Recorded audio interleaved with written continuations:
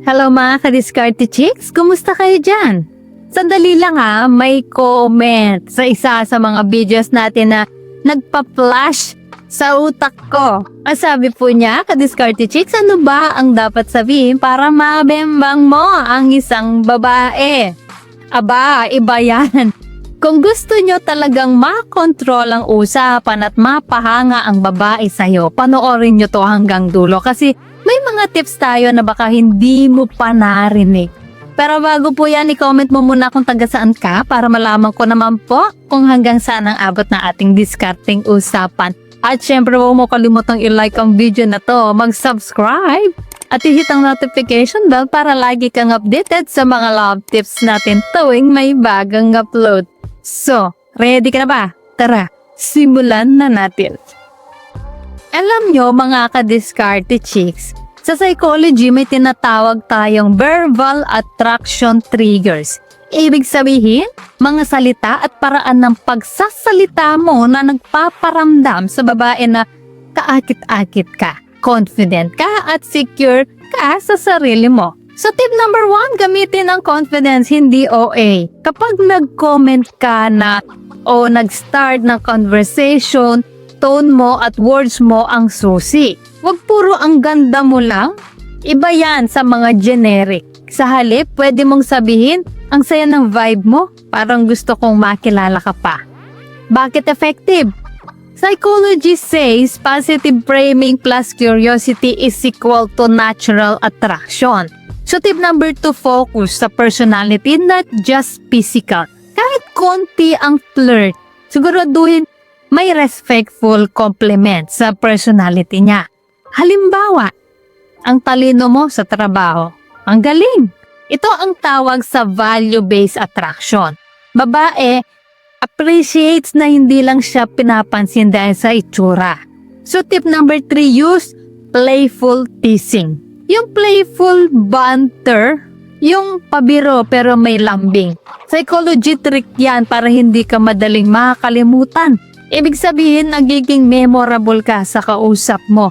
Halimbawa, may sinabi siya, sagutin mo ng ganito, aba, ganun ka pala. Dapat siguro ako maging mentor mo. Light lang. Fun, may konting hint. Pero safe pa rin, hindi bastos, hindi creepy. So tip number 4 is storytelling plus hint. Imbes na diretso mong sabihin na gustong gusto kita, magkwento ka muna. Halimbawa, alam mo may nakita akong perfect na coffee shop para sa first date. Parang ikaw at ako lang ang bagay doon. Bakit effective yan? Sa psychology, mas mabilis ma-attract ang tao kapag napapa-imagine siya.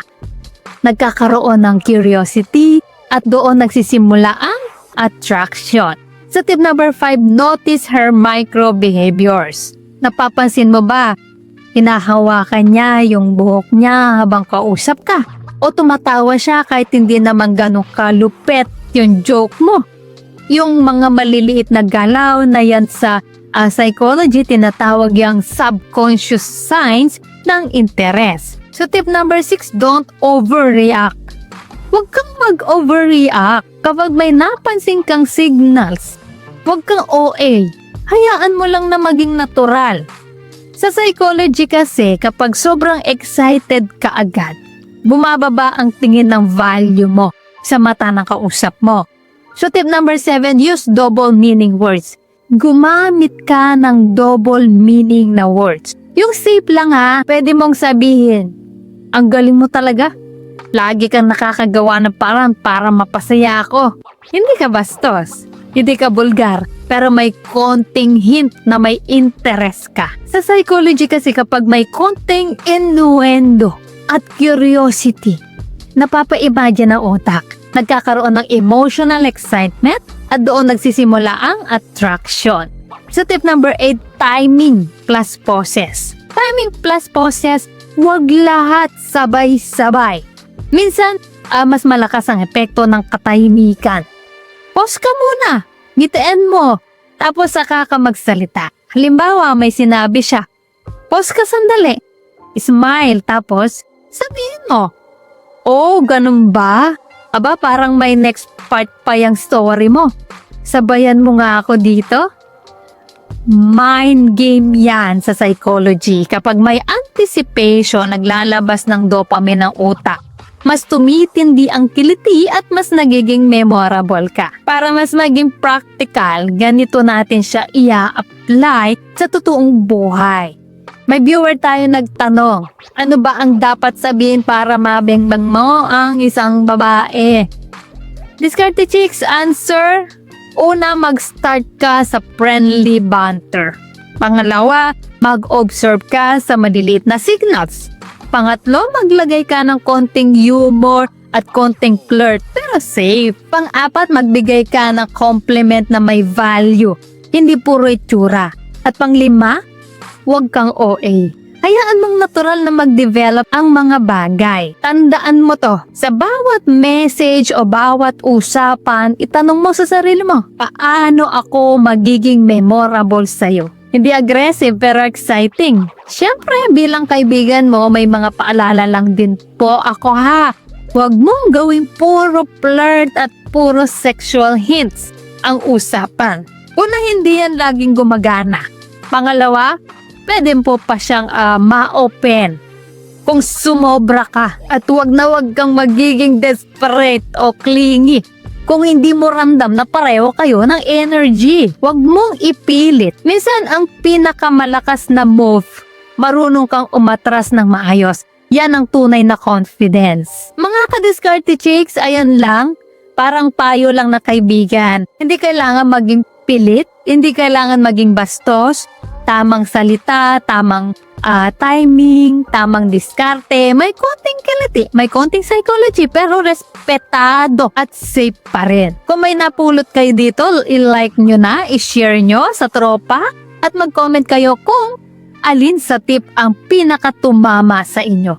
At syempre mag-subscribe kayo. So ayan mga ka-Diskarte Chicks, sana ay may natutunan po kayo sa video natin ngayon. At syempre bago pa tayo matapos, shoutout muna sa ating mga taga-suporta na laging nandyan po at nanonood sa atin na sina Rian Lava ng Cebu, Larry Evangelista taga Laguna, Rito Tan ng Pasig, LJ Ibon taga Quezon Province, Paten Sally taga Madina, Kaya Zay, Melvin Corpus, Cagayan Valley, Ricky Canayan ng Dumaguete, Rene Boy, Magallanes Claver na Surigao del Norte, Pelagio Aloro watching from Occidente Mindoro, Agustin Obal watching from Surigao del Norte, Rani Gaviola na Zamboanga del Norte, Mindanao, Diego de la Cruz from Qatar, at kay Francisco Agliam from Muñoz, Nueva Ecija. Guys, maraming salamat po sa suporta at panonood mga ka-Diskarte Chicks.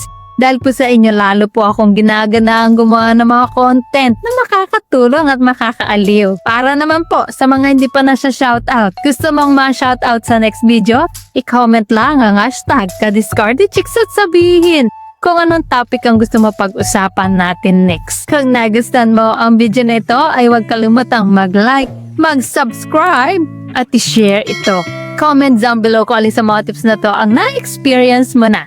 So guys, this is Diskarte Chicks, your love mentor, na laging nandito para sa mga diskarteng pag-ibig. Kita-kits sa next video. Maraming salamat sa panonood. Ingat kayo palagi.